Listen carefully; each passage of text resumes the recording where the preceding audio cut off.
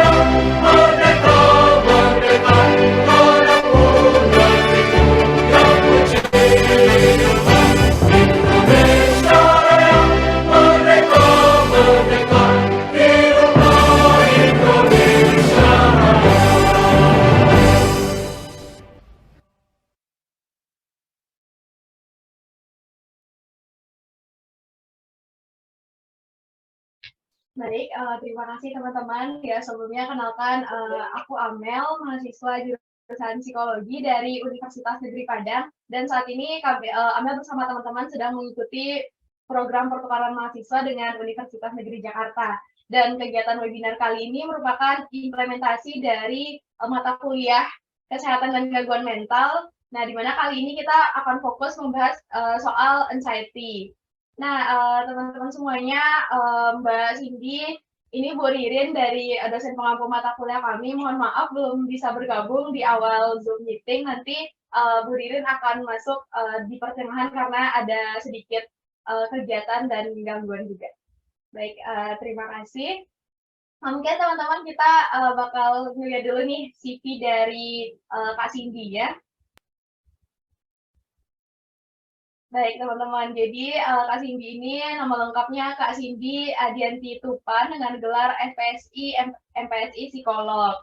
Nah, Kak Cindy ini merupakan orang Surabaya dan menempuh pendidikan S1 di Universitas Negeri Surabaya atau UNESA, kemudian juga melanjutkan pendidikan S2 di UNESA, dan untuk kegiatan sekarang ini tergabung dalam Community Relation of Apsifor di Jawa Timur, kemudian juga tergabung dalam kegiatan volunteer di berbagai komunitas, dan juga sebagai seorang psikolog klinis di Sanadok Klinik Surabaya, dan merupakan tergabung juga dalam Associate Child Psychologist at Kunang Kunang Kids, dan masih banyak juga tergabung menjadi seorang freelance konselor, dan banyak sekali kegiatan dari Mbak Cindy ini. Jadi dari CV Mbak Cindy ini kita bakal ngegali juga nih pengetahuan-pengetahuan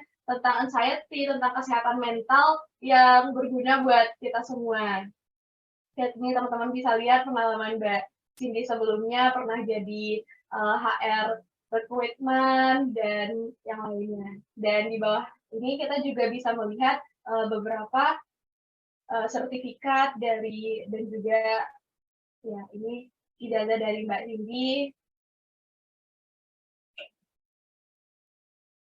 Ini juga dari HIMSI.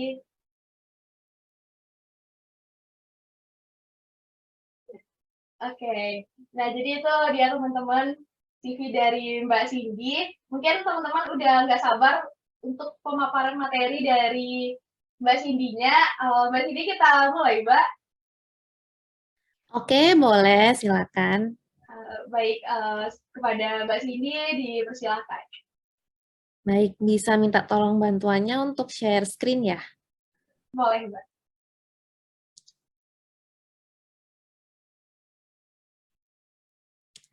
Oke, halo teman-teman semua, salam kenal, saya Cindy. Ada yang dari Surabaya kah? Mungkin bisa di chat gitu, atau mungkin yang punya kenangan manis pernah ke Surabaya, boleh. Nanti kapan-kapan kalau datang ke Surabaya, bolehlah kita ketemuan, ngobrol, sekedar sharing. Terkait pemaparan CV tadi, mungkin ada satu hal yang perlu saya koreksi dikit, boleh ya Kak Amel ya? Saya menyelesaikan pendidikan S1 dan S2 tuh di Universitas Surabaya, itu Ubaya, bukan UNESA. Kalau UNESA itu Universitas Negeri Surabaya. Nah, kalau saya itu swasta, jadi dari Ubaya, Universitas Surabaya. Gitu. Saat ini saya aktifnya, saya bekerja di Sanudok Klinik Surabaya sebagai psikolog klinis. Kasus-kasusnya apa, Kak Cindy? Ya, biasanya kalau di klinik itu gini ya, kita nggak bisa memilih. Kalau teman-teman sekarang ini kuliah S1, mungkin ada minat khusus sama anak atau sama dewasa, atau khusus kasus-kasus speech delay, atau khusus kasus lansia. Kalau di klinik kita nggak bisa milih, karena pasien yang datang itu karena butuh ke psikolog, tapi bukan karena kasus tertentu gitu. Kemudian juga seringkali pasien yang datang ke klinik itu karena sudah dari dokter lain nih, dokter paru, dokter jantung, dari penyakit dalam, tapi tidak ditemukan ini ya, sakit di tubuhnya.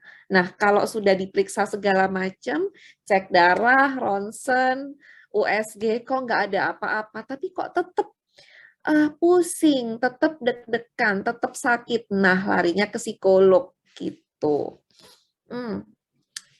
Tema hari ini ya, dealing with anxiety, how to live well and cope. Oke. Kalau bicara anxiety itu luas banget. Mungkin teman-teman boleh ya kalau mau sharing di kolom chat, kira-kira apa sih yang teman-teman tahu tentang anxiety, atau kalau dengar kata anxiety nih, kira-kira apa yang pertama kali terpikir dalam benak teman-teman? Apakah langsung gangguan OCD Kak, panik atau apa? Boleh share. Nanti saya baca. Oke, cemas. Kalau anak psikologi itu ini ya, langsung ngomongnya cemas. Kalau orang non psikologi masih pakai istilah yang umum, takut gitu. Kecemasan tanpa alasan ya. Cemas ini bahasa yang cukup khusus kalau teman-teman mau mengamati. Ini bahasa yang nggak umum gitu. Kalau kita ngobrol sama teman-teman lain yang bukan dari psikologi, aduh aku takut mau ujian, aduh aku takut nih ketemu ortunya pacarku. Tapi kalau anak psikologi, aduh aku cemas nih gitu. Wih, kayaknya langsung spesifik ya, langsung keren bahasanya. Nah, kenapa sih kok harus bahas ini, harus bahas anxiety? Kemarin saya dapat term of reference-nya dari teman-teman panitia, ya memang gangguan kecemasan atau kondisi kecemasan itu tidak dapat dihindarkan, apalagi kita baru aja dan masih berada di masa pandemi COVID-19. Banyak hal yang terjadi semasa COVID, mulai dari kuliah online, kita kehilangan teman, kehilangan anggota keluarga karena penyakit gitu. Kemudian berita negatif setiap hari. Bahkan kalau kerja di klinik ya, itu satu hari itu 5 ambulans ninu-ninu tuh nggak mungkin, pasti lebih. Ya kalau nggak masa COVID sih ya udahlah ya suara ambulans. Tapi karena ada masa COVID, kayaknya tuh ada ketakutan, aduh gimana nih kalau misalnya ini orang yang aku kenal? Gimana nih kalau misalnya ini terjadi sama anggota keluarga aku? Ya, oleh karena itu kita perlu manage, kita perlu mengelola yang namanya anxiety karena anxiety ini nggak bisa dihindari. Jadi tujuan dari kegiatan ini adalah bukan menghindari anxiety, perlu diingat. Tetapi bagaimana kita hidup, kita mengelola, kita bisa mengatasi anxiety-nya. Baik, boleh di next.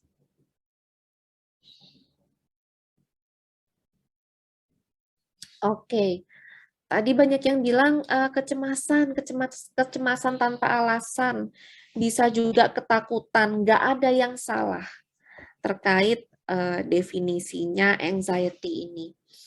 Karena sangat luas dan sebenarnya setiap orang itu memandang anxiety apakah dari gambaran umum, apakah dari paradigma gangguan. Kalau misalnya kita ngomong paradigma gangguan, pasti nanti mengarahnya ke, oh fobia, oh agorafobia, social anxiety, kayak gitu. Padahal ini adalah fenomena umum. Nah, anxiety itu perasaan tidak nyaman. Apakah khawatir biasa? Apakah anxiety itu khawatir, aduh anakku, misalnya mama-mama, papa-papa, aduh anakku maghrib belum pulang. Apakah itu anxiety? Enggak, itu khawatir. Tapi kalau intensitasnya sudah tinggi, sudah datang berkali-kali sampai kita sendiri terganggu dengan rasa khawatir yang sangat itu ya, bisa jadi itu anxiety ya. Ketakutan yang terus-menerus. Nah, bukan berarti sama sekali tidak ada alasannya. Ada ancaman, ada bahaya. Nah, anxiety ini sebagai alarm ya buat kita. Ada ancaman loh. Ada bahaya. Tetapi kalau ini terus-menerus, belum tentu yang kita persepsikan sebagai bahaya itu betul-betul bahaya.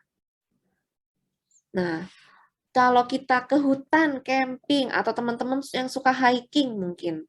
Hiking, terus tiba-tiba ketemu beruang di hutan. Terus teman-teman gemeter, kayak nge-freeze gitu, nggak bisa gerak. Wajar nggak sih? Wajar dong. Ketemu beruang liar, besar, terus kita tahu di film-film ya, beruang itu seperti apa kekuatannya dan suka mencabik-cabik. Itu wajar lah kalau kita sampai freeze, kita nggak bisa gerak, deg-degan, keringetan, tiba-tiba kaku, mau melarikan diri itu kayaknya sulit ya. Ada juga yang bisa lari ya. Kondisi seperti itu. Boleh. Tetapi apakah perlu kita itu berteriak sampai segitunya seolah-olah melihat beruang liar, padahal yang kita lihat adalah laba-laba kecil misalnya. Gitu. Boleh nggak takut? Boleh. Tapi kalau responnya sampai seperti itu, nah ini berarti ada something nih, ada sesuatu yang perlu dibenahi. Nah, kondisi-kondisi ini, anxiety, jadi luas banget ya. Nggak melulu gangguan, tetapi juga dalam kehidupan sehari-hari kita bisa temui.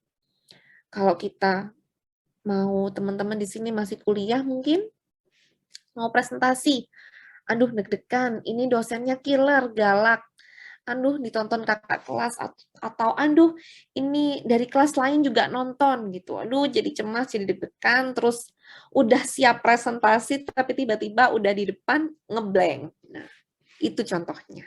Oke, bisa di next. Bentar, saya izin minum bentar ya. Oke. Nah, jadi anxiety itu reaksi normal. Ya, bahkan kalau memang ini intens, itu normal. Normal pada stimulus-stimulus tertentu. Contohnya ujian, pandemi COVID. Kalau mau ujian terus nggak cemas, nah itu malah yang aneh. Gitu. Jadi kecemasan ini memang di sisi lain juga membantu kita untuk lebih fokus, untuk lebih aware dengan apa yang akan kita hadapi, ya alarm. Kalau kena COVID, habis dites, terus hasilnya positif, terus kayak hore gitu. Nah, ini yang mesti malah kita lihat benar-benar ya. Tapi kalau responnya adalah, aduh cemas, gimana nih kalau aku positif, aku takut orang tuaku tertular, atau aku takut saudaraku tertular.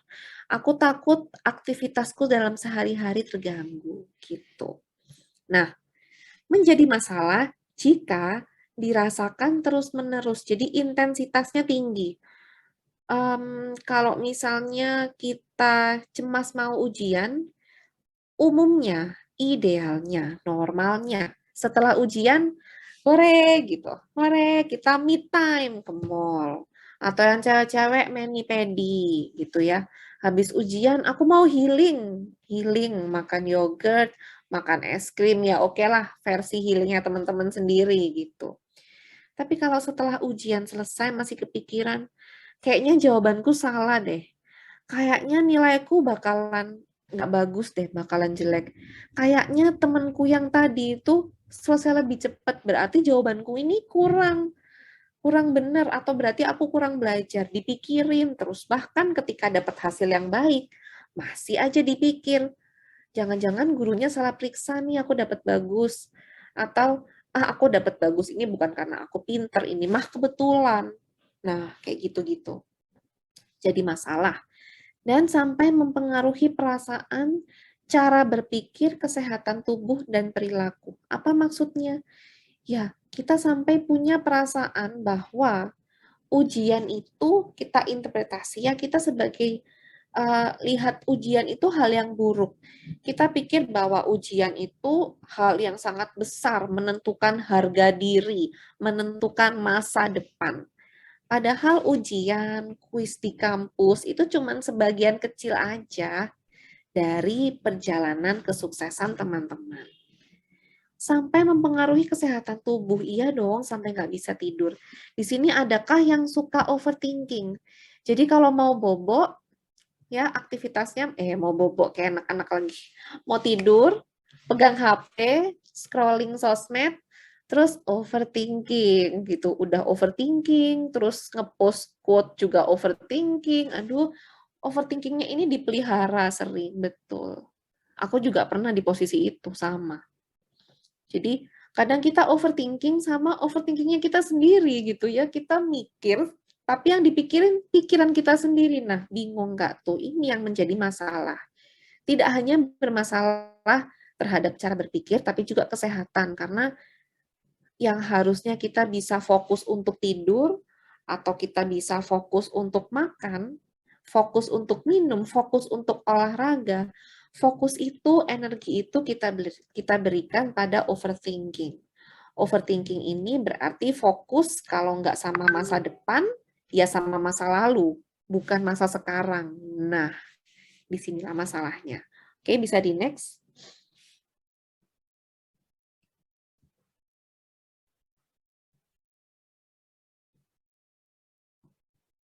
Oke, dampaknya ada fisiologis, psikologis, perilaku. Bisa dibilang ini dampak, bisa dibilang juga ciri-ciri, itu masih bisa masuk juga. Kalau fisiologis berarti kaitannya dengan fungsi tubuh ya, bisa diamati dan bisa juga enggak. Bisa disadari, bisa juga enggak. Tapi yang pasti ini tidak bisa dikontrol. Kalau fisiologis, ini sistem saraf otomatis gitu ya. Jadi dari pusat kita nggak bisa nih, sulit untuk mengendalikan. Deg-degan, nafas memburu, kayaknya kok capek terus atau keringetan, padahal AC dingin, tapi kalau mau perform biasanya mereka yang penyanyi, yang main musik, mau perform, AC-nya dingin banget tapi malah keringetan. Tiba-tiba mules, aduh nggak ada kenapa-kenapa mules, atau nggak cuman mau perform deh, kalau kita punya anggota keluarga yang sakit, di rumah sakit, terus pertama datang, resepsionis, diperiksa, dilihat, diobservasi oleh dokternya, terus kita aduh mules, tiba-tiba pusing, kaku, lemes. Nah, itu ciri-cirinya anxiety. Kalau psikologis apa? Dampak positifnya ada, nggak cuman overthinking, terus jadi nggak sehat, enggak. Ada dampak positifnya, yaitu lebih fokus dalam berpikir. Ngerasa nggak sih kalau kita itu udah kepepet, apa ya, kepepet tuh udah mendesak banget, kok malah jadi pinter gitu ya, malah jadi on. Kalau deadline tugas itu masih panjang, bisa-bisa nggak dikerja-kerjain tugasnya. Atau udah berusaha kerja tapi nggak ada insight, Kak, nggak ada inspirasi. Iya, saya ngerti. Tapi kalau udah deket-deket kok, kok malah dapet insight, kok jadi pinter gitu ya, makin mendekati hari H nih. Kalau ada yang prokras, semoga tidak. Tapi kalau iya, semangat aja. Kalau mendekati hari H malah, kok malah pinter, malah bisa, malah lancar ngerjainnya, malah cepat. Gitu. Nah, tetapi di sisi lain juga suka mengalami yang namanya ini ya, distorsi kognitif. Nah, aku nggak tahu nih teman-teman udah dapat atau belum di kuliahnya, atau kalau di sini ada yang umum, dari umum bukan dari psikologi. Jadi distorsi kognitif itu kesalahan dalam berpikir. Jadi cara berpikir yang itu jelas salah, terlepas dari apa penyebabnya, tetapi kalau sudah namanya distorsi, itu udah berarti salah. Contohnya misalnya generalisasi. Ah, semua cewek matre. Atau semua cowok kurang ajar. Gitu. Ah, semua sekolah sama aja, ujung-ujungnya duit. Duit terus, nggak tahu apa kuliah udah susah, mesti dibikin susah, mesti bayar, misalnya kayak gitu. Menyamaratakan, menggeneralisasikan karena satu pengalaman saja. Atau fortune teller, itu kita kayak sok nebak-nebak, tapi nggak ada dasarnya.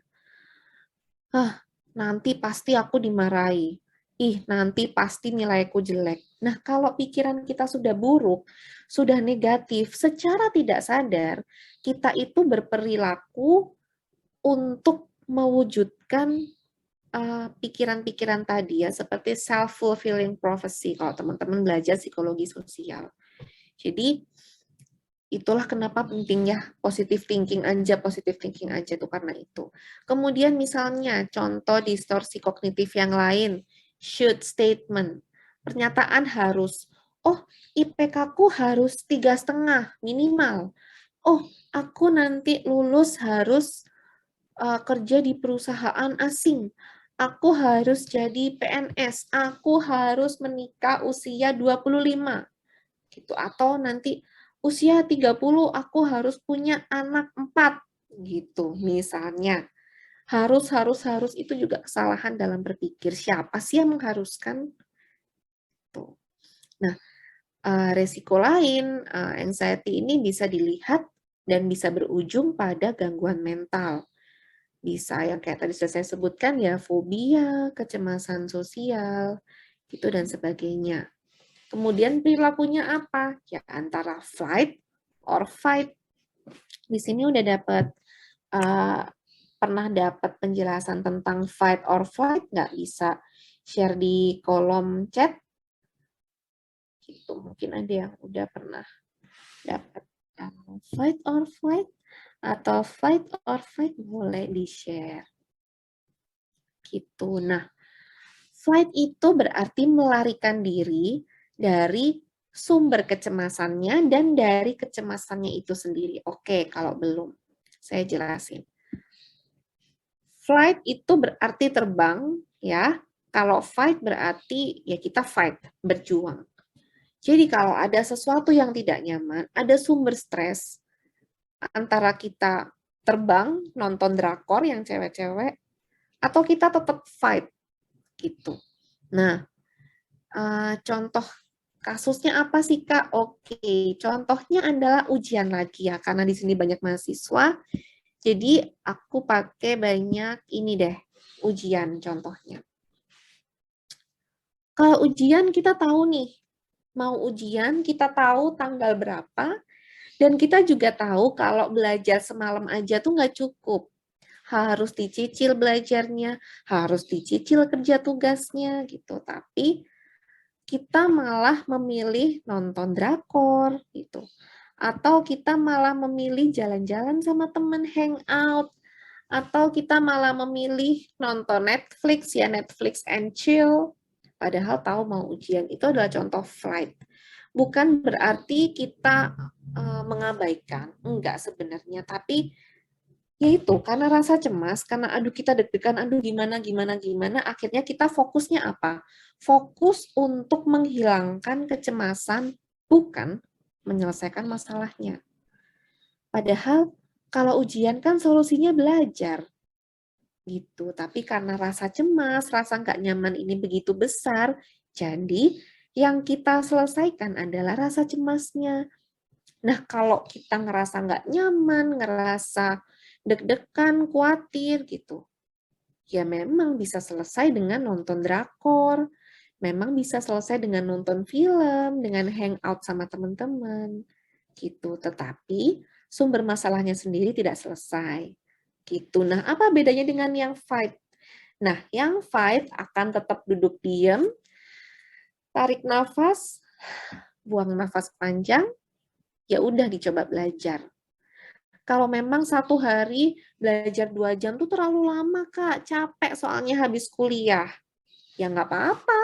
Belajar aja 30 menit gitu. Oke, bisa next.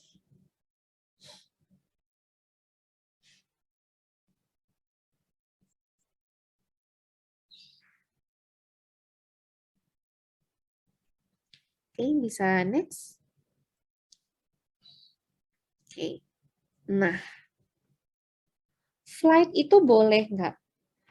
Boleh dan nggak boleh itu relatif ya. Kalau psikolog tuh selalu bilang, bisa sembuh apa enggak? Tergantung. Boleh apa enggak? Tergantung. Ngambang terus jawabannya. Nah, apakah betul jawaban ngambang itu? Ya gimana lagi?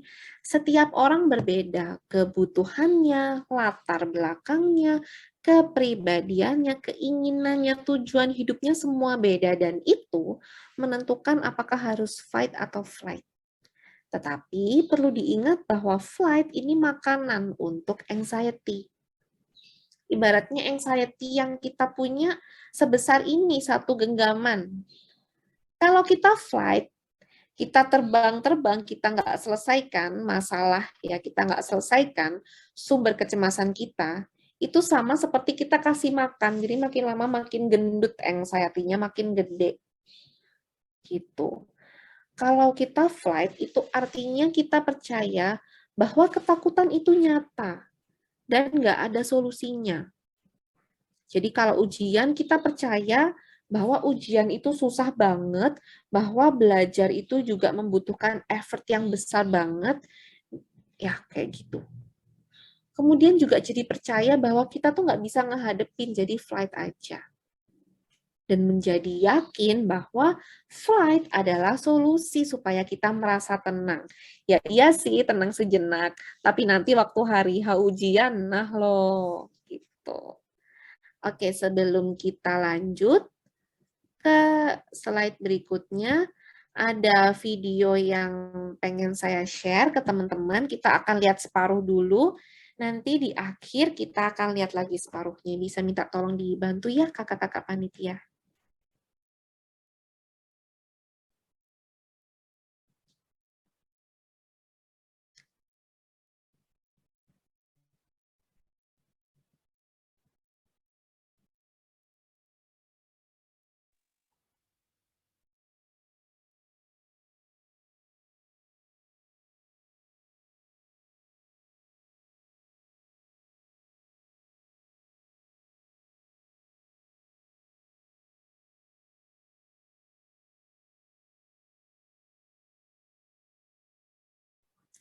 Sambil nunggu boleh loh kalau dari pemaparan yang baru setengah tadi teman-teman ada pertanyaan, boleh share di kolom chat.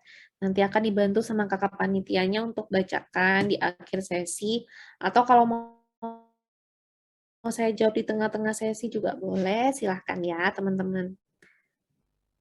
Ini videonya ilustrasi yang paling jelas ya tentang anxiety. Tentang seorang perempuan.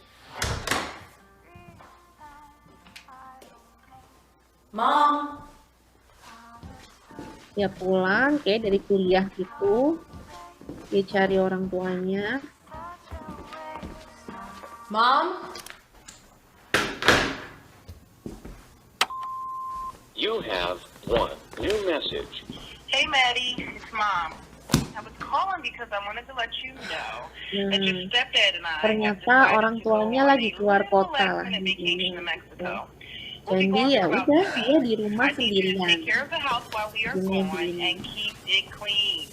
Call me Dia if you need anything. sendirian, I jadi love you, disuruh sweetie. Bye. jaga rumah End of messages. biar tetap bersih. Terus ada temannya yang ngechat. Gimana nih? Jadi Do you keluar really nggak? think that they want to go out with you? Come on, Madeline. They pity you. Yang baju hitam itu anxiety. Temenmu itu bukan ngajak keluar, tapi cuman kasihan aja sama kamu, bilang gitu.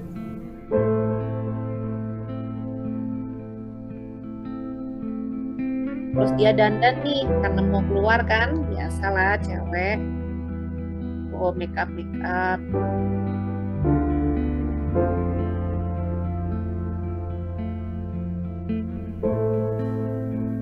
What's wrong? Did you actually think for a second that makeup was going to make you attractive? Anxiety Because dia you're wrong. bilang, emang kamu bakalan cantik kalau dandan? Enggak lagi. Pikiran tuh seperti itu datang terus tanpa bisa dia tetap coba lawan. Dia udah make That up, outfit definitely ganti makes you look baju. fat. Let's try another. Kelihatan gendut, coba baju yang lain. Well, let's just face it. You're gonna look fat in anything. You might as well just cancel. Ah, pakai apa aja juga kamu gendut, udah terima aja. Nah, suara-suara seperti itu ya. Nah, itu.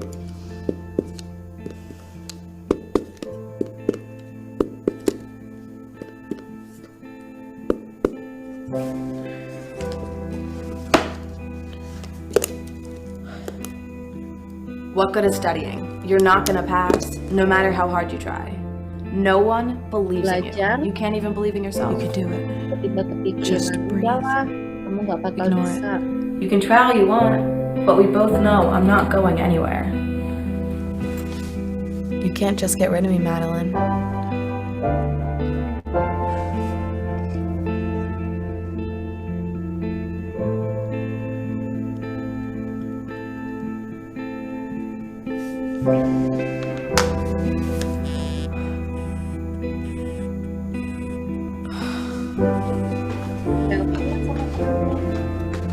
Jadi nggak keluar nih.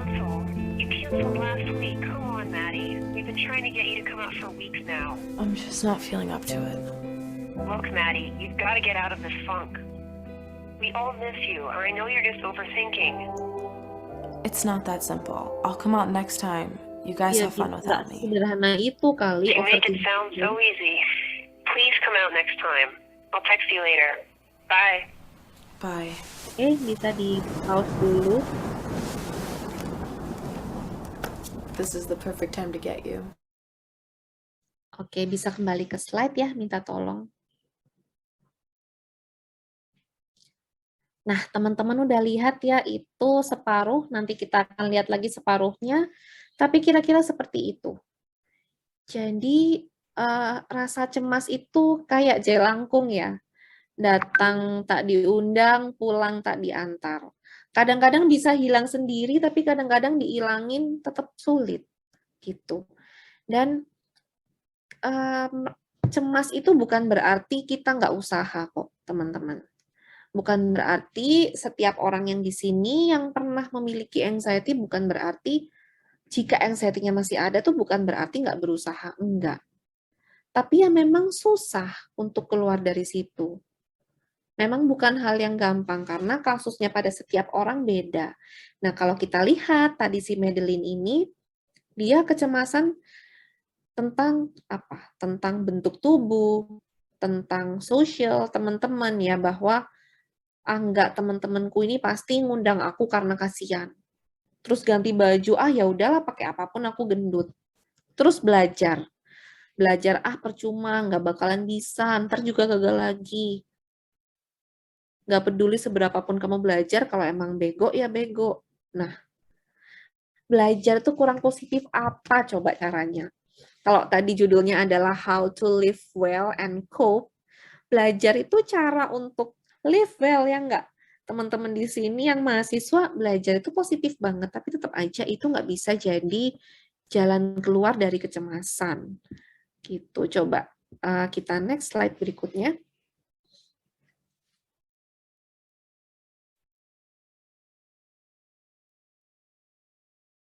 Oke, saya nggak nemu yang bahasa Indonesia, itu mau ganti-ganti juga agak ragu, takut salah maknanya. Ini dari salah satu buku self-help anxiety gitu. Jadi ada sumbu X, sumbu Y. Yang sumbu X itu level stres yang mendatar, jadi semakin ke kanan berarti semakin stres gitu ya. Kemudian yang sumbu Y itu yang performance, semakin tinggi berarti performance-nya semakin baik.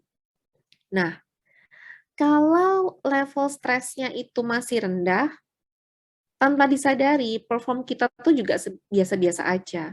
Kita masih kayak santai, ya udahlah bisa gitu.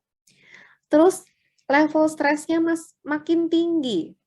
Kita jadi tegang dong, less relax, jadi tegang, jadi aduh gimana nih? Aduh harus bisa nih. Nah, akhirnya dengan dorongan untuk harus bisa itu tadi, kita jadi bisa bagus performnya ke atas. Nah, makin tinggi stresnya, perform kita makin baik. Makanya tadi saya bilang sebetulnya dalam kadar tertentu, anxiety ini diperlukan.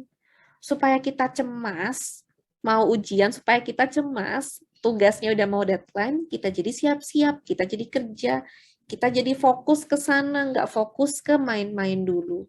Tapi ternyata kadar yang berlebihan dampaknya adalah ada di slide berikutnya.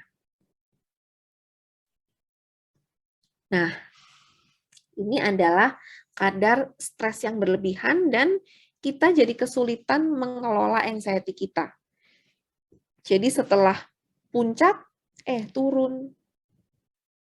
turun langsung bisa kayak jatuh banget ya, karena stres terlalu tinggi, kita kepikiran, kita cemas, banyak banget pikiran-pikiran yang kita nggak bisa kontrol, yang negatif terkait pekerjaan kita, terkait orang-orang di sekitar kita, akhirnya performance menurun. Kayak gitu. Nah, bisa kita lihat berikutnya adalah terkait penyebab anxiety. Kalau dilihat, kalau lewat teori psikologi itu seperti ada ini ya, etiologinya, ada faktor biologis, faktor lingkungan, dan lain-lain. Tapi kalau kita sederhanakan adalah yang pertama, kepribadian. Setiap kepribadian itu terbentuk dari pengalaman, terbentuk dari pola asuh, ya, terbentuk dari genetik juga bisa. Nah, kepribadian ini yang seperti apa sih orang kok cenderung anxiety? Kalau teman-teman di sini biasanya pada suka tes Big Five gitu, ENFJ, ISTJ kayak gitu-gitu. Nah, salah satu tes yang lain yang ini ya, kalau lebih lengkapnya lagi itu yang Ocean. Kalau ENFJ itu kan lebih banyak extrovert, introvert, sama bagaimana kita pakai feeling, sensing, judging, thinking. Nah, kalau yang lebih lengkapnya lagi itu dari yang Ocean.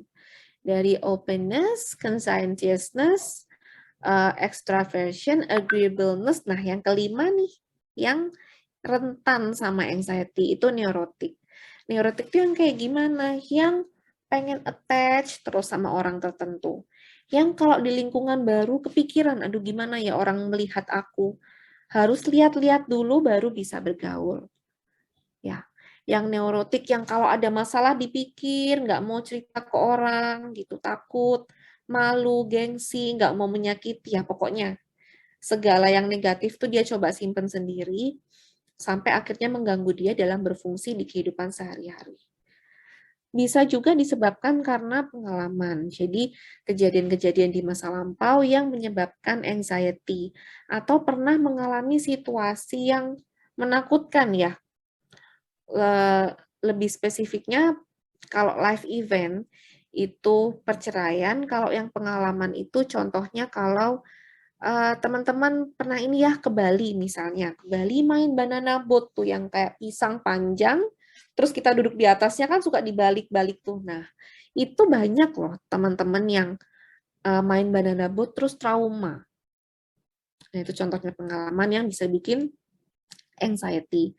Terus juga apa? Tekanan. Tekanan dalam sekolah, tekanan dalam pekerjaan, keluarga, pertemanan. Mau nonton konser, kita pakai outfit yang kayak gini, ini jelek nih kalau gendut nanti. Tuh tekanan. Tekanan di pekerjaan. Deadline dimajukan 1 minggu. Nah, penyiksaan nggak tuh maju 1 minggu? Atau dari keluarga. Mbak, kamu ini kok belum punya pacar? Itu loh, anaknya tetangga sebelah. Gini bla bla bla. Mama loh, seumur kamu tuh sudah nimang, bla bla bla. Sampai keluar ini ya, meme, jokes. Pak Jokowi juga seumuran Papa udah jadi presiden 2 kali gitu. Sampai ada balasannya seperti itu. Nah, ini contohnya tekanan-tekanan yang bikin kita anxiety. Nah, bisa di next slide selanjutnya. Ini tentang kenapa sih kok anxiety itu jadi terus-menerus. Yang paling atas itu ada situasi. Misalnya kita punya dokumen-dokumen yang harus diselesaikan untuk atasan. Kalau teman-teman mungkin kasusnya punya tugas-tugas ya yang mesti diselesaikan. Kalau dapat tugas, perasaannya apa sih? Perasaannya, waduh kaget, males, terus stres gitu, yang di feelings. Nah, kalau kita stres, kemudian ada simptom fisik. Kalau tegang, ini leher belakang ini jadi tegang, mules, pusing. Kalau buka laptop malah nguap. Nah, nih ada nggak nih yang kayak gitu tuh simptom fisik. Nah, setelah itu perilakunya apa? Aduh, aku buka laptop aja menguap. Bagaimana jika aku mengabaikannya saja biar tenang? Akhirnya ditaruhlah tuh kerjaan. Tapi meskipun kita taruh kerjaannya, kita tetap mikir, aduh, gimana ya kalau nggak selesai? Aduh, gimana nanti kalau ternyata ada kerjaan baru malah numpuk? Akhirnya balik lagi ke feelings stres. Balik lagi ke simptom fisik. Nah, gitu aja kayak lingkaran. Nah, kalau teman-teman terus di lingkaran yang bawah, situasi yang di atas ada nggak solusinya? Nggak ada. Betul. Oke, bisa di next. Oke, ini mirip dengan yang tadi. Kita langsung next aja. Nah, overthinking. Overthinking berarti over berlebihan, thinking berpikir berarti berpikir secara berlebihan. Ibaratnya kepalanya teman-teman segini, nih kalau kepala saya segini, tapi pikirannya sampai lebih-lebih layar gitu ya, sampai nggak cukup. Ibaratnya gelas cuman segini, tetapi teman-teman kasih pikiran ke gelas itu banyak banget sampai tumpah-tumpah. Nah, itu namanya overthinking. Overthinking itu berpikir berlebihan. Kenapa kok dinamakan berlebihan? Karena pada porsinya manusia itu didesain untuk berpikir terhadap realita ya udah hari ini, ya udah yang sekarang. Bukan terlalu banyak energi dan waktu untuk memikirkan yang kemarin dan yang besok. Bayangin ya, teman-teman ada di hari apa nih sekarang, Sabtu. Tapi pikiran teman-teman itu jalan-jalan ke hari kemarin, masalah yang kemarin mungkin, aduh aku bikin salah nggak ya sama temen, aduh dia tersinggung nggak ya kalau aku nolak diajak hangout. pikirannya ke kemarin sama terus ke masa depan banyak. Waduh, jangan-jangan besok dia nggak mau kerja tugas bareng nih. Aduh, jangan-jangan besok dia nggak mau nyapa aku lagi. Padahal teman-teman ada di hari apa? Di hari Sabtu. Waktunya weekend. Habis kita pagi-pagi diskusi agak berat. Setelah acara ini seneng-seneng lah guys. Me time lah, makan enak, ngobrol-ngobrol, having fun. Kalau lagi bokeh nggak apa-apa. Nonton boleh. Kalau ada yang harus dikerjakan, coba dilihat urgent nggak. Kalau nggak urgent, seneng-seneng dulu baru kerja.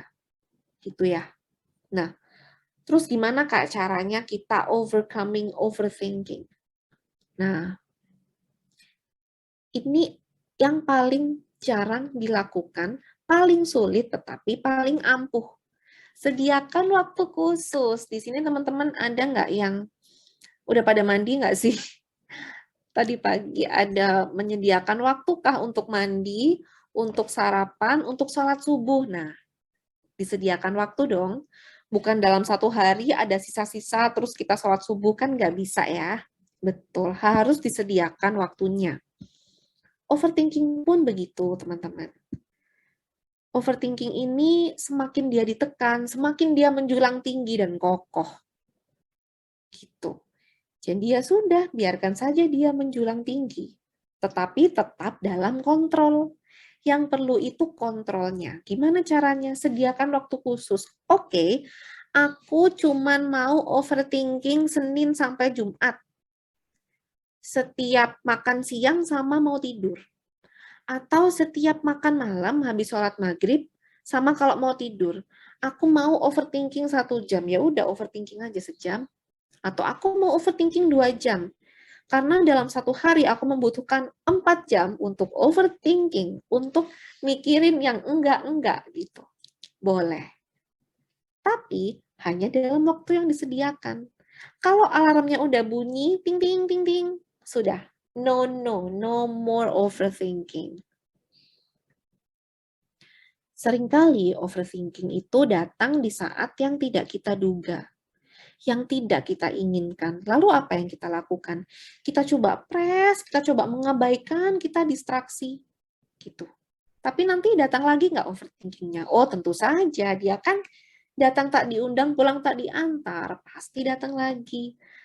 Nah, karena nggak ada waktu khusus, kalau teman-teman terbiasa, teman-teman coba punya waktu khusus untuk overthinking, maka overthinkingnya datang di waktu yang teman-teman inginkan, bukan di saat-saat yang nggak diinginkan. Gitu. Nah, kemudian cara berikutnya, tuliskan isi kepalamu. Overthinking itu kan berlebihan ya, melebihi besar kepala kita gitu. Kalau nggak cukup diapain? Ya coba dituangkan dalam tulisankah, dalam puisikah, dalam curhatankah, gitu. Daripada overthinking disimpan malah bikin nggak bisa tidur, terus besokannya jadi mata panda, jadi merasa nggak kece nih aku mata panda gitu. Mendingan ditulis aja, dibikin konten di IG, teman-teman mau alter account terserah, tapi tuangkan. Tuangkan. Karena dengan kita menulis, energinya itu keluar, dan kita sendiri jadi membaca, jadi melihat situasi itu bisa mengevaluasi, oh ini, nah itu yang cara berikutnya ya, coba menanggapi tulisanmu. Kalau ditulis, kita bisa baca, kita bisa lihat, iya ya kok sebenarnya nggak penting ya, atau wah ini harus segera diselesaikan, kenapa kok nggak dari kemarin-kemarin aja ya, gitu. Nah, segera berhenti jika waktu habis, iya. Kalau teman-teman udah komit, mau 2 jam lah, mau 1 jam. Kalau waktunya habis, ya udah di stop. Overthinkingnya jangan diteruskan. Oke, bisa tolong next.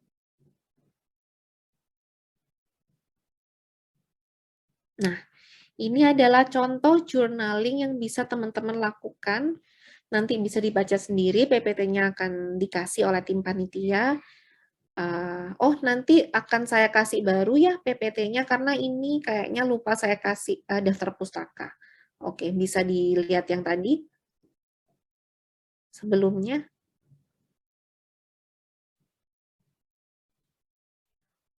Oh, belum thank you, hampir. Bisa yang sebelumnya, slide 12 kalau nggak salah.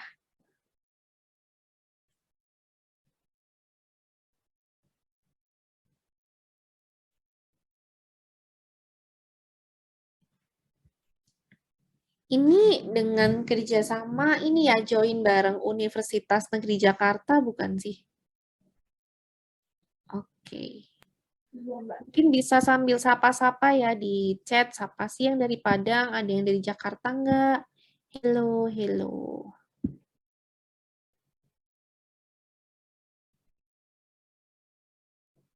Oke, intinya tadi saya kasih, kalau teman-teman mau journaling, suka nulis, nah coba di breakdown kayak gitu. Oke, kayak gini nih. Apa sih hal-hal yang kita nggak suka, yang kita takut misalnya? Kenapa kita takut? Misalnya takut badut, karena badut itu ngeri. Karena kita mikir badut itu kayak mau menyerang kita. Nah, kalau ditulis, jadi kelihatan loh, sebenarnya pikiran-pikiran teman-teman itu perlu nggak dipelihara. Gitu.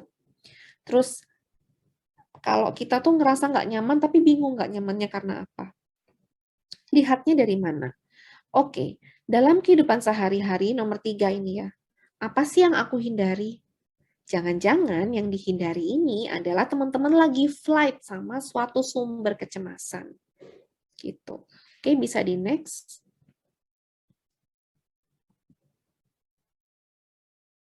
Nah, oke. Saya berkali-kali bilang kalau ini itu fenomena umum. Tapi bahaya juga sebenarnya kalau parah dan sangat tidak nyaman. Parah berarti kita benar-benar kehilangan kontrol. Kemudian berlangsungnya terlalu lama ya. Kalau teman-teman psikologi itu terbiasa mungkin lihat DSM, itu biasanya gangguan berlangsung 2 minggu sampai 6 bulan dan seterusnya.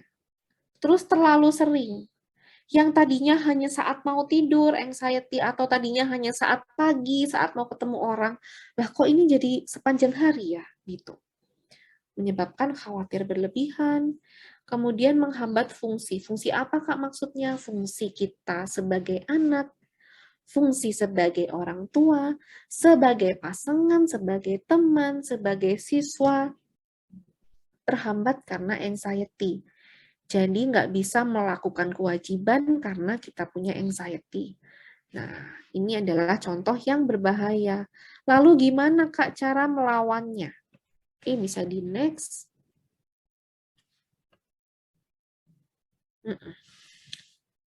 Pahami dan kenali sumbernya. Dengan cara apa? Dengan cara journaling yang paling mudah. Kalau teman-teman ngerasa, aduh Kak, aku nih nggak suka nulis, ribet, gitu, nggak tahan, nggak suka. Coba 1 kali aja, please deh. Dengan cara di breakdown. Nanti saya kasih lihat contohnya. Kemudian, biasakan menyelesaikan masalah. Kadang kalau kita di WhatsApp ditanya sama teman terkait tugas, itu kita tunda.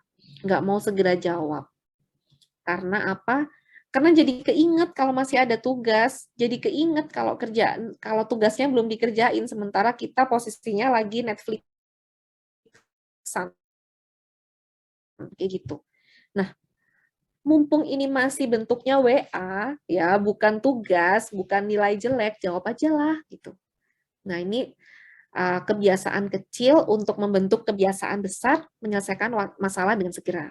Yang kedua, tangani simptom fisiologis. Tadi kan kalau gejala anxiety itu ada ya simptom fisiologis, duduk-dudukan, keringetan, kayak kerasa perut nggak enak, dan sebagainya. Gimana caranya relaksasi otot? Ada banyak contohnya di YouTube. Mindfulness, olahraga. Olahraga ini harus, nggak usah setiap hari 1 jam, sehari 15 menit aja yang penting rutin. Kemudian kontrol nafas. Kalau kita mendapati hal yang tidak nyaman atau tidak kita sukai, tarik nafas dulu sebelum bicara. Tarik nafas dulu sebelum bertindak. Tapi jangan lupa dihembuskan. Jangan cuma ditarik terus ditahan ya. Jadi kayak baru ngomong, baru bertindak. Gitu. Kemudian perbaiki cara pikir. cara pikir yang tadi ya, distorsi kognitif, coba teknik 3 kolom, nanti kita akan lihat, dan challenge pemikiran sendiri. Misalnya, nggak usah pakai baju ini, kelihatan gendut, yang cewek-cewek biasanya insecure. Di challenge, emang kenapa kalau gendut nggak boleh? Ya emang sekarang berat badannya lagi naik, emang kenapa? Salah, dosa? Enggak dong, gitu. Coba di challenge sendiri. Dan ubah perilaku. Mengubah perilaku itu tidak instan. Apalagi kalau kita punya background, kita cenderung cemas orangnya, cenderung punya anxiety. Tetapi mengubah perilaku bisa kita awali mula-mula dengan membuat tujuan. Kemudian dari tujuan itu kita jadi tahu apa yang harus dilakukan dan kita jadi tahu nih, jadi punya arah gitu. Jadi kalau orang ngomong, orang kritik sana-sini ke kita, ya nggak apa-apa kritik aja, tapi aku tahu aku berjalan menuju tujuanku. Gitu. Nah, selanjutnya masih ada beberapa slide, bisa minta tolong di next. Nanti teman-teman bisa baca sendiri. Oke, terkait cara-cara journaling ya untuk mengatasi kecemasan. Supaya teman-teman itu kenal sebenarnya apa sih yang bikin cemas. Kemudian kalau teman-teman cemas, apa sih dampaknya? Apakah aku jadi mikirnya nggak realistis? Apakah aku jadi flight? Atau jadi malas? Atau jadi apa sih? Gitu. Atau karena kritikan, terus kita ngerasa jadi nggak berharga, kita ngerasa nggak mampu. Oke, bisa di next. Oke, bisa di next juga lagi. Oke, nah ini ya contohnya. Yang paling kiri situasi. Situasi misalnya tidak disapa oleh teman. Kemudian emotion, apa yang teman-teman rasain? Merasa dikucilkan, merasa diabaikan, merasa tidak dianggap. Kemudian sebelahnya, kolom ketiga, unhelpful thought, pikiran-pikiran yang tidak membantu. Apa? Gitu. Ini, mikir, oh dia pasti benci aku. Lah, padahal cuma nggak kelihatan waktu papasan, tapi langsung mikirnya, aduh dia pasti benci aku, dia pasti tersinggung atas sikapku 5 tahun yang lalu. Nah misalnya, kayak enggak kayak gitu kok sebenarnya. Kemudian coba di challenge dan di balance. Setelah teman-teman coba, yang di kolom paling kanan itu adalah teman-teman tulis, oke, aku yang sekarang adalah aku yang baru, aku yang fokusnya banyak untuk hari ini, bukan banyak untuk besok dan kemarin. Apa yang aku pikirkan? Gitu. Oke, bisa di next.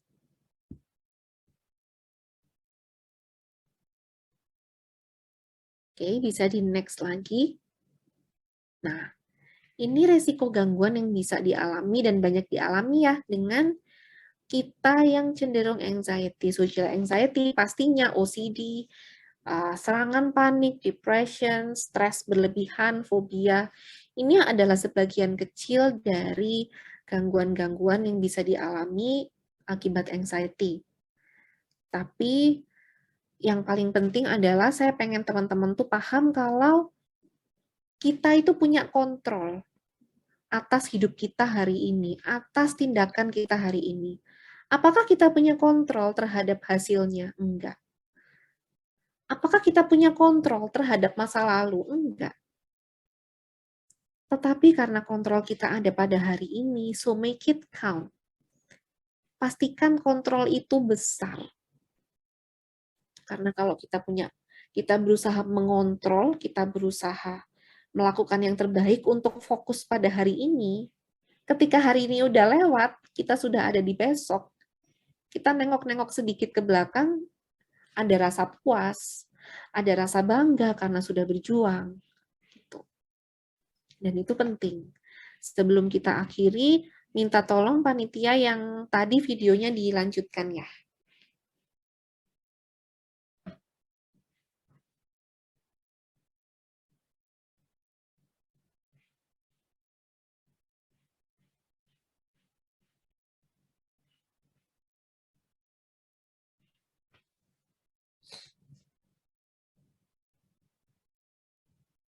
Oke. while you're trying to sleep. Tuh, He hasn't texted you back, anxiety-nya has he? kalau mau tidur tuh paling I know suka you've been datang. trying not to think about it. Bukan, kamu jadi He could be busy. anxiety. Or he could be sleeping with someone else. Pacarmu After all. pasti selingkuh tuh. You aren't all that special, Teman-temanmu pasti Madeline. happy nggak ada kamu. And what about your friends? They're probably having more fun since you canceled. They only invite you because they pity you.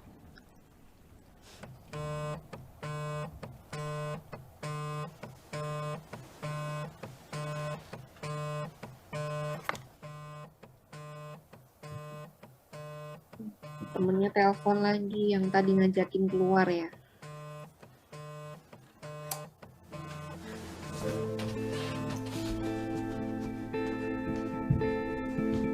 Where do you think you're going? Marah nih anxiety-nya. Loh kok kamu bangkit sih? Kok kamu malah bangun? Malah dandan What are you lagi? doing? We talked about this, Madeline.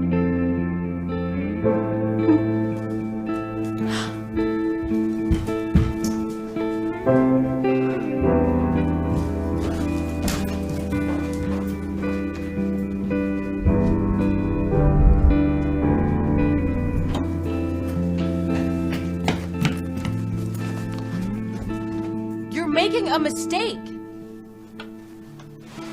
Malah anxiety-nya karena Madeline-nya Hey berjuang. guys. Yeah, I'm on my way. Save me a seat. They don't want you there. You can't just go. Watch me.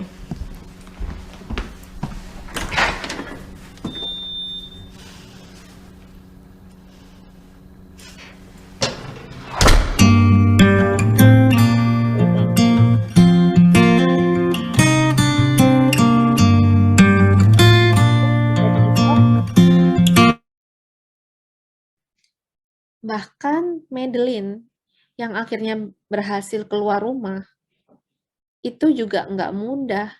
Itu juga bukan dia keluar rumah tanpa anxiety, enggak.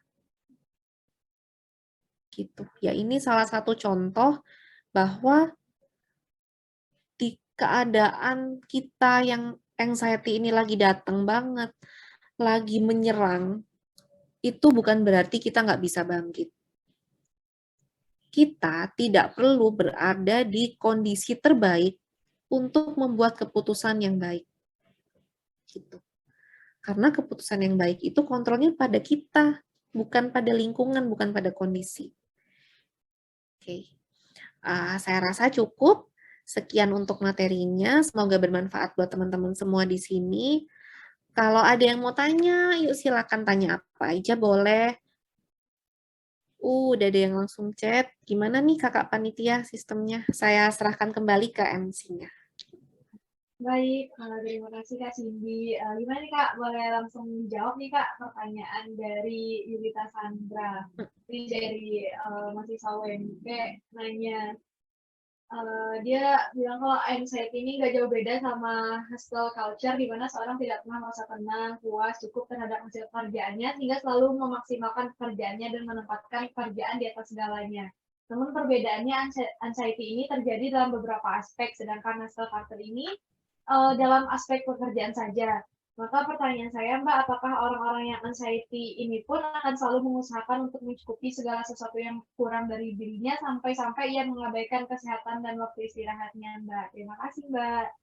Oke, thank you. Wah, aku seneng ada yang bahas hustle culture. Apa? Kayaknya tuh template banget ya, laptop, terus pantai, hustle gitu. Atau di cafe, work from Bali. Kayaknya udah jadi orang paling sukses dengan kayak gitu. Padahal bisa aja sih kita lewat, motoin laptopnya orang, tinggal ditulis hustle, padahal bukan kerjaan kita juga bisa gitu. Oke.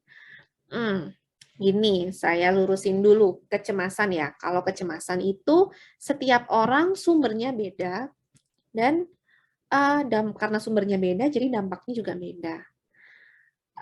Kecemasannya, apakah hustle culture ini akarnya kecemasan? Kayaknya itu yang saya tangkap dari pertanyaannya. Apakah akarnya dari situ sehingga mana tadi? Sehingga tuh berusaha enough di mata orang lain, berusaha cukup di lingkungan gitu. Oke, kita bahas satu-satu.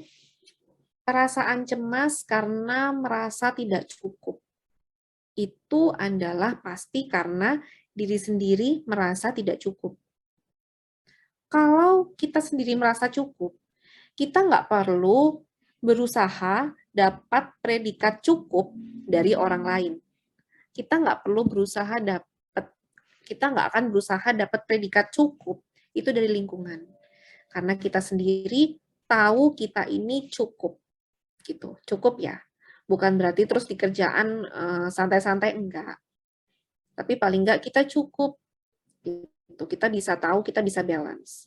Nah, hustle culture itu hustle ya kayak kerja terus, culture budaya. Budaya kerja terus, budaya mengutamakan pekerjaan, budaya bekerja di mana saja dan kapan saja. Nah, orang-orang dengan hustle culture itu bisa jadi kehidupannya lebih bernilai dalam hal pekerjaan. Gitu. Sehingga dia berusaha mencukupkan di situ, dia berusaha memenuhi di aspek pekerjaan, dia berusaha prima di situ sebagai kompensasi atas aspek lain yang jadi sumber kecemasan. Gitu. Nah, contohnya apa? Contohnya yang kecemasan karena keluarga. Contohnya kecemasan karena keluarga bisa jadi dari broken home atau mengalami hal yang tidak menyenangkan di keluarga, sehingga kompensasinya apa? Kompensasinya ke pekerjaan. Gitu. Jadi lebih ke kompensasi. Dia merasa nggak cukup, atau ada hal yang membuat insecure, terus kompensasinya adalah mencukupkan diri di aspek yang lain, karena dia tahu mencukupkan diri di aspek yang ini, yang keluarga itu tadi nggak bisa. Atau dia memilih flight untuk di sini, dan dia memilih fight untuk di tempat lain yang dirasa lebih mampu. Gitu. Nah, apakah hustle culture ini buruk? Ya tergantung seberapa. Workaholic, ya tergantung seberapa. Tapi kalau melihat prinsip psikologi, segala sesuatu yang berlebihan itu tidak baik. Dan seimbang bukan berarti sama. Nggak harus kerjaan itu 12 jam dan kehidupan pribadi 12 jam, enggak. Tetapi bagaimana kamu bisa mengelola hari-harimu sehingga selain punya kehidupan pekerjaan, juga punya kehidupan sosial sama teman-teman, sama keluarga, sama diri sendiri. Gitu. Semoga menjawab, atau ada yang kurang bisa ditanggapin ya Kak Yulita.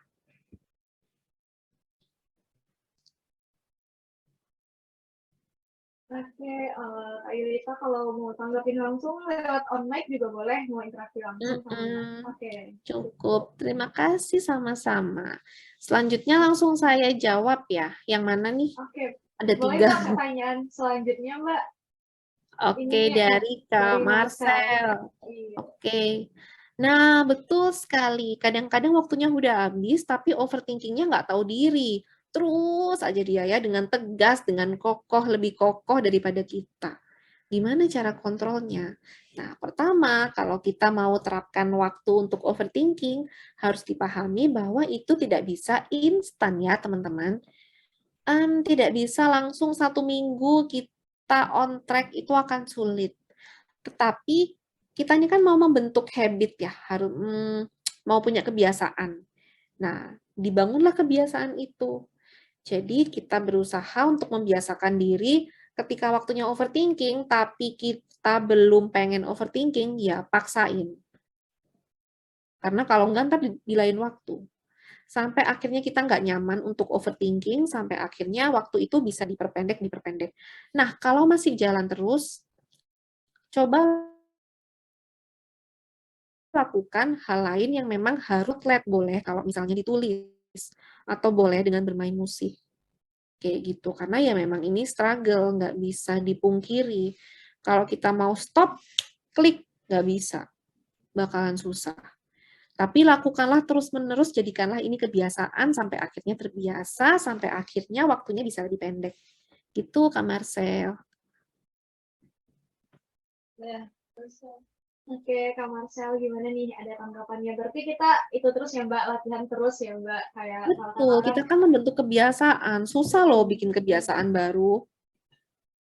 oke, baik Mbak. Ini ada pertanyaan selanjutnya dari Hanifah nih, Mbak. Mengenai penyebab anxiety dari kepribadian neurotik itu bagaimana ya Mbak? Apakah karena pikiran dari dalam diri saja dengan memendam perasaan atau ada yang lain Mbak? Lalu bagaimana kita mengurangi gejala dari neurotik ya Mbak? Dan satu lagi Mbak, cuplikan video untuk bangkit dari anxiety ini kita harus percaya diri ya Mbak dengan diri kita. Terima kasih Mbak Cindy. Oke. Saya jawab dari belakang ya. Satu lagi, cuplikan video untuk bangkit dari anxiety ini kita harus percaya diri ya dengan diri kita. Iya, betul. Anxiety atau tidak, percaya sama diri itu perlu. Kenapa? Karena di sini teman-teman kira-kira umur berapa sih? 20 ya? 20, 21 tuh, mungkin. Berarti diri teman-teman itu sudah menemani teman-teman sendiri hingga saat ini. Udah 20 tahun loh. 20 tahun dirimu menemani kamu sendiri untuk menangis, untuk bekerja, untuk sekolah, untuk susah payah, untuk senang-senang, untuk pacaran, untuk makan, untuk sakit dan sembuh. Apa iya mau nggak percaya sama diri sendiri? Yang sudah 20 tahun loh mengalami asam garam dunia. Percayalah. Percaya diri itu bukan menyangkal kekurangan ya, tidak. Tapi percaya diri itu bahwa kita tahu kita siapa, kita tahu kita yakin kita bisa, kita tahu kita akan mampu, dan kita tidak ragu-ragu untuk merepresentasikan diri apa adanya. Itu percaya diri. Nah, terus selanjutnya terkait neurotik. Oke, apakah karena pikiran dari dalam diri saja dengan memendam perasaan? Ya, memang akarnya adalah dari pikiran. Kenapa? Karena kayak huruf L ya kalau psikologi, L ke depan gitu. Jadi pikiran, perasaan, perilaku. Jadi kayak L. Kelihatan nggak sih kayak seret gitu. Dari pikiran dulu akarnya. Gitu, kayak L. Dari pikiran, kalau pikirannya jelek, kalau gini, kalau kita pikirannya, baju merah tuh jelek, terlalu ngejreng, maka hati, sikap, rasanya apa? Mau nggak beli? Enggak. Lalu perilakunya apa? Tidak membeli. Kayak gitu. Nah, tapi kalau neurotik itu, kenapa sih kok bisa sampai punya pikiran seperti itu? Kenapa sih kok bisa sampai neurotik? Nah, perlu dicari tahu akar-akar dari pikiran negatifnya itu apa. Apakah pengalaman di masa lalu, ada kejadian yang membuat trauma, gitu ya. Apakah karena tidak ada support system, sehingga skema berpikir itu terbentuk dari lingkungan, tidak terbentuk dari lingkungan kecil yang suportif, yang hangat, gitu. Nah, apakah dari pikiran? Iya, tapi perlu dicari tahu pikirannya itu dari mana. Gitu. Nah, lalu bagaimana kita mengurangi gejala dari neurotik? Kalau sudah merasa, aduh kayaknya kok ini kayak aku ya gejala neurotik, cobalah pergi ke profesional. Sekarang banyak konseling-konseling online yang dilakukan oleh psikolog, tetapi harganya terjangkau buat mahasiswa. Cobalah bicara. Coba cari bantuan. Coba bikin boundaries untuk hanya bergaul dengan teman-teman yang suportif saja. Kalau ada satu orang yang populer, tapi teman-teman nggak nyaman sama dia, yang nggak harus memaksakan diri.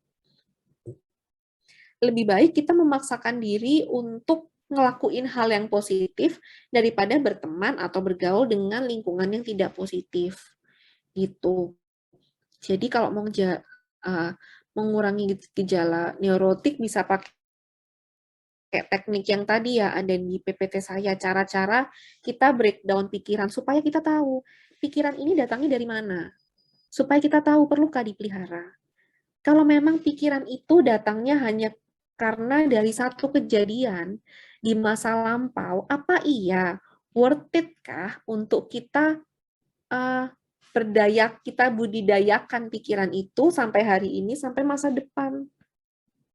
Orang tata kota aja sudah berganti, gitu. Penyakit COVID variannya udah banyak, masa iya kita mau menggunakan pola pikir yang berdasar dari satu kejadian aja untuk hari ini. Gitu.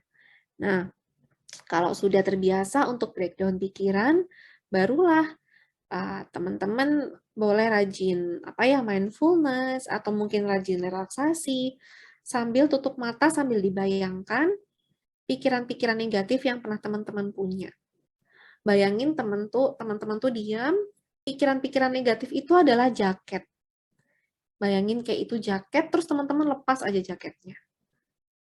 Gitu, tuh bisa jadi salah satu cara untuk kita menghilangkan pikiran-pikiran yang negatif.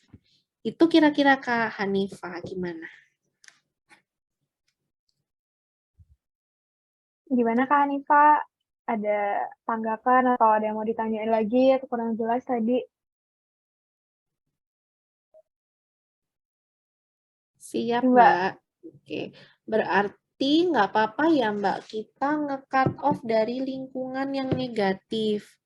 Kadang kan dibilang baper. Nah, kalau kita punya tujuan, kita fokus sama tujuan itu. Jadinya kalau ada orang yang bilang ini, bilang itu, ya udah nggak apa-apa. Karena kita tahu tujuan kita apa.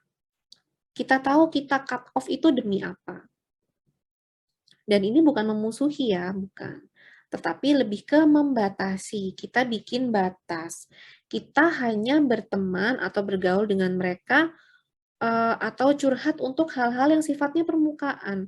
Untuk hal-hal yang terlalu pribadi, kalau kita nggak nyaman ya it's okay.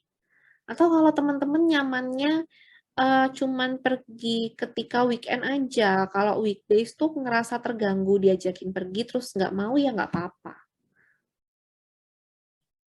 Gitu. Kalau nanti ada teman-teman bilang kamu baper, emang kenapa kalau dibilang baper? Nggak apa-apa kali. Gitu. Kalau ada pikiran, ada komentar, itu yang teman-teman rasa itu tuh salah, nggak sesuai dengan yang terjadi sama teman-teman. Ibaratnya masuk, ya udah stop aja, gitu. Oh aku baper, oke, gitu ya udah, nggak usah dipikirin lagi. Nggak apa-apa, ditelan aja. Ditelan, dicerna, nanti kan keluar sendiri tuh habis dicerna sama perut, gitu.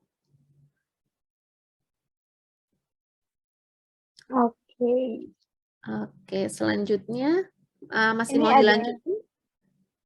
Ini ada 2 pertanyaan lagi nih, Mbak. Oke. Kita pilih salah satu aja, kita jawab dua-duanya, Mbak. Boleh, terserah aja aku. Oke, ini ada pertanyaan dari Dean nih, Mbak. Ingin bertanya kalau kita mengalami anxiety, bahkan sampai anxiety disorder itu bisa memicu ke arah depresi atau malah sebaliknya. Dan manakah yang lebih berbahaya, depresi atau anxiety disorder? Terima kasih, Mbak. Oke. Gini, anxiety disorder itu kan payung. Payung tuh kalau di DSM. Nah, teman-teman S1 coba deh refreshing baca DSM gitu. Itu isinya gangguan-gangguan psikologis. Nah, di dalam gangguan kecemasan atau di dalam anxiety disorder itu ada macam-macam lagi. Disordernya ada fobia, agorafobia, social anxiety, ada separation anxiety, macam-macam. Nah, terus di luar payung anxiety itu ada payung yang lain namanya payung mood. Payung suasana hati, gangguan suasana hati ya, gangguan mood. Di dalam gangguan mood itu ada yang namanya depresi. Gitu. Nah, sebenarnya ini agak kebalik ya. Biasanya itu dari depresi baru terus mengarah kemana? Ke jadi bipolar, jadi generalized anxiety, jadi schizofren, jadi yang lain gitu. Lebih parah yang mana? Tingkat keparahan setiap gangguan itu ada sendiri. Jadi kita nggak bisa bandingkan satu gangguan sama gangguan yang lain. Karena kayak gini, misalnya yang sering pada anak-anak autis deh. Autis itu nggak semuanya parah, ada yang ringan, ada yang sedang, ada yang parah. Jadi tergantung di gangguan itu sendiri sudah ada tingkatannya, ada kelasnya, ada tingkat keparahannya. Jadi kita nggak bisa bandingin satu gangguan sama gangguan lain, tetapi dua gangguan itu bisa komorbid, bisa ada barengan, ibaratnya bisa batuk, bisa pilek. Nah, kayak gitu. Kayak gitu, Kak Dean.